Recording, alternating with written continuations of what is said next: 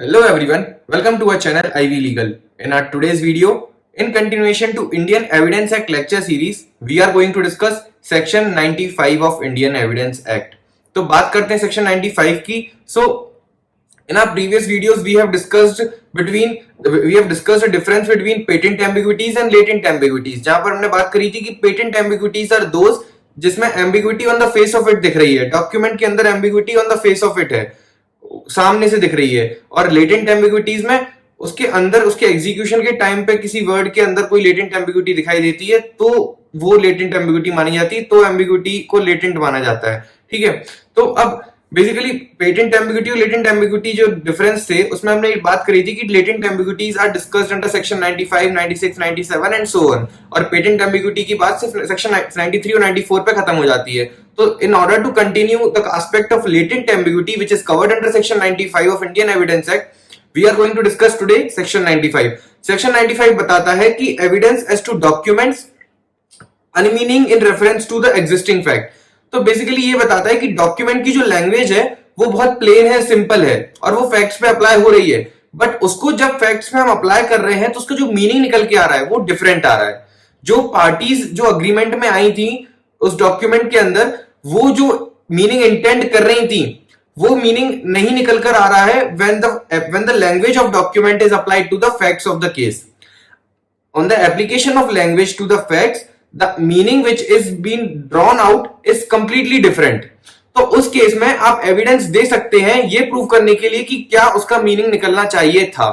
ठीक है, जो वर्ड्स यूज हुए थे डॉक्यूमेंट में उसको कैसे लिंक करना है फैक्ट्स को और उससे क्या मीनिंग निकलना चाहिए था, इस बात का प्रूफ आप इस बात का एविडेंस दे सकते हैं. तो when the language of document is plain but in its application to existing facts it is meaningless, और the meaning which it is drawn out of it is of no use or is different from the meaning which was intended by the parties, then the evidence can be given to show how it was intended to apply to those facts. Example के लिए समझ लेते हैं कि suppose ए और B दो parties हैं. यहां पर ए बी को एक हाउस सेल करना चाहता है, ए बी को अपना घर बेचना चाहता है, और ए उसमें बोलता है कि मैं मेरा घर जो एक कलकत्ता में है वो तुमको बेच रहा हूं. ठीक है, डॉक्यूमेंट में लिख देता है A proposes to sell his house at Calcutta to B.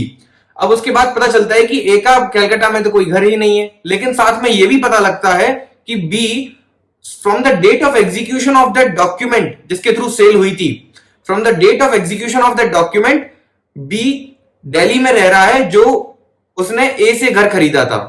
मतलब बी ए के दिल्ली वाले घर में रह रहा है.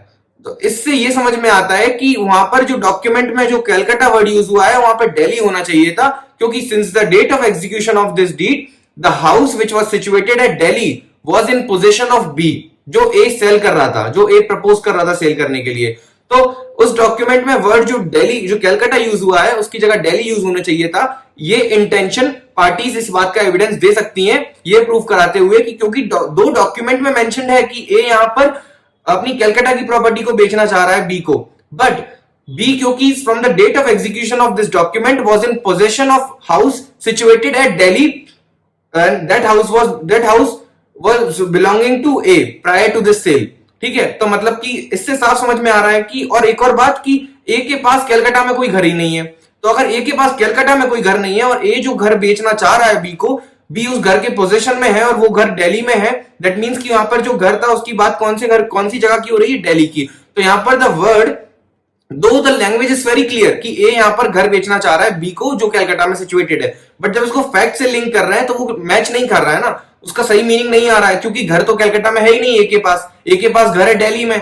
तो इसीलिए उसको उसका राइट मीनिंग देने के लिए ए यहां पर ये एविडेंस दे सकता है to show that the sale was of the house situated at Delhi and not at Calcutta. So the document should be interpreted in a way that the Calcutta should be treated as Delhi.